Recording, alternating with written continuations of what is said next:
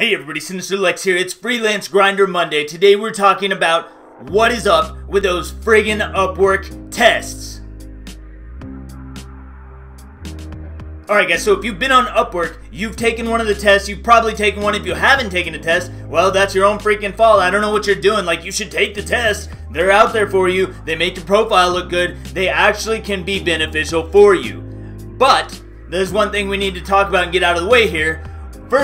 Actually, there's a couple things. Let's just jump into this shit. Like, I was looking at Upwork's tests. I started taking some over this weekend. You all know I deleted my account. I started a new one. I started taking some of these tests, and first thing I noticed is I scored 85% on the English test, which I'm 90% certain that I actually scored higher. I don't know how I got an 85%.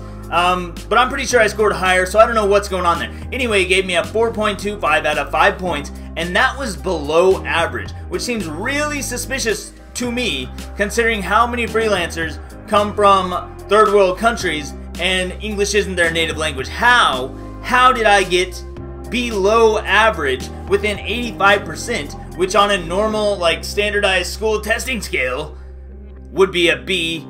Somewhere in the B range. I mean, that's pretty good. That's better than most of my high school and college grades, right? So, what the hell?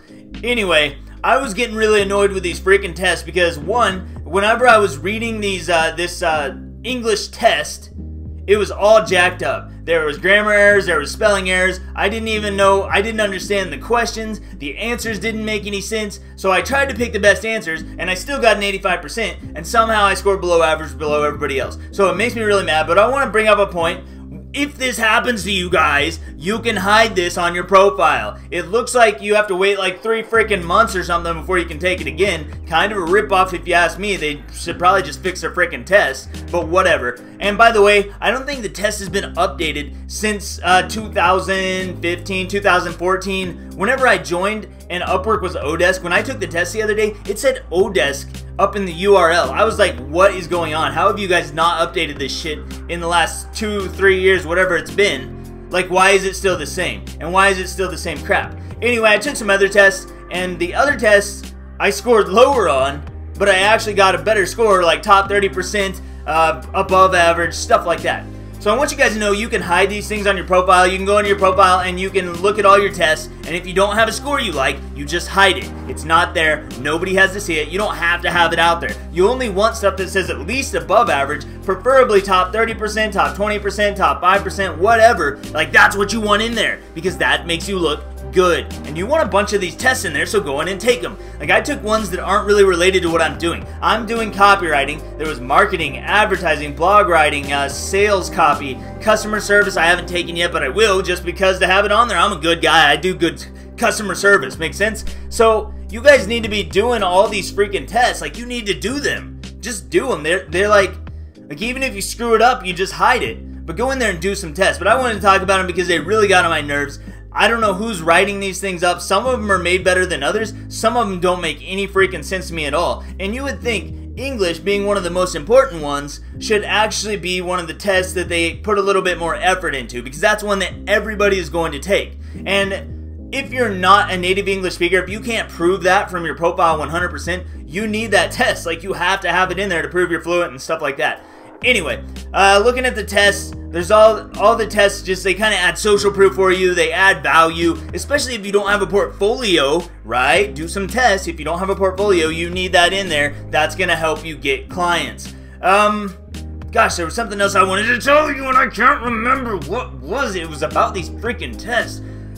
I don't know how many I took. I took like 6 of them, 7 of them.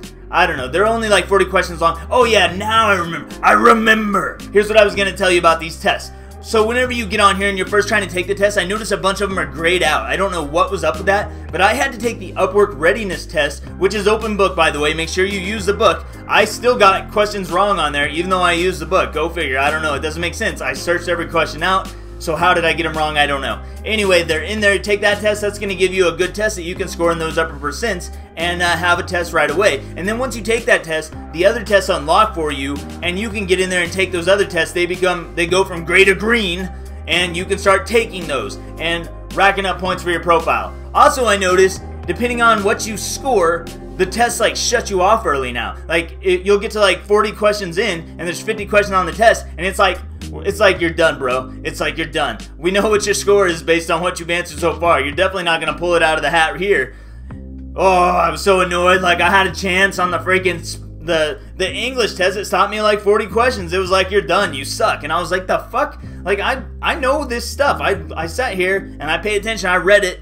So what's the problem here? I don't know what's going on with their tests. Upwork tests suck if you don't know that. I do want you to know that. I'm just throwing it out there. But still take them. And if you get bad scores, hide them from your profile until you can take them again. Take anything that's even remotely relevant, because people aren't looking specifically at what the tests are. And even though you can go inside the test and see a breakdown of what you sucked at or what you did well on, nobody does that. No clients look at that. They go down, they look at the tests, they're like, okay, you got some high points. And the more stuff you have with high points, that's good for you. So even if you just run through these tests and you just bullshit it all the way through and you get good points, then that's all a client's gonna look at. Me, as a client, I've never gone in and looked at the inside points on these. I never even do anything more than glaze over them. I'm like, yep, you got test, test, test. The only one I might look at is English. If they say they're fluent in English and they're not from the United States or the UK or Australia or Canada, somewhere like that, then I'm gonna double check that one. I'm gonna be like, okay, what did he actually score on the English test? Because if you say you're fluent and I need a fluent writer and you got like 10%, like you're in the bottom 10% of everyone, I'm not gonna hire you. But that's the only one. All the other ones I just glaze right over. So I just wanted to throw that out there for you guys. The tests are out there. You can take them. You can take as many as you want. You don't even have to take tests in related fields. And the more you have high scores, or at least above average and up, the better your profile is going to be. It's going to be stronger. It's going to be more powerful. And that's going to help clients have social proof. They're going to be able to see that you're credible. Even if you're not credible, like, it's going to make you look credible, so you might as well do it. Anyway, that's all I got for this one, guys. Subscribe down below if you want to see more. I'm Sinister Lex, and I will see you next time.